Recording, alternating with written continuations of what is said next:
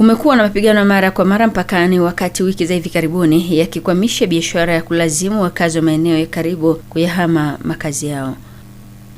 Mvutano wa kijeshi unaendelea kati ya Pakistan na Afghanistan baada ya Islamabad kusema kuwa jeshi lake limefanya mashambulizi dhidi ya vituo vya kijeshi na maficho ya wanamgambo kusini mwa Afghanistan.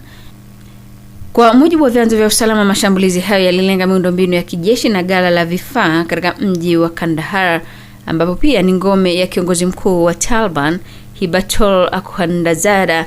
Shambulio lingine liliripotiwa kulenga handaki linalodaiwa kutumiwa na wapiganaji wa Taliban na kundi la TTP.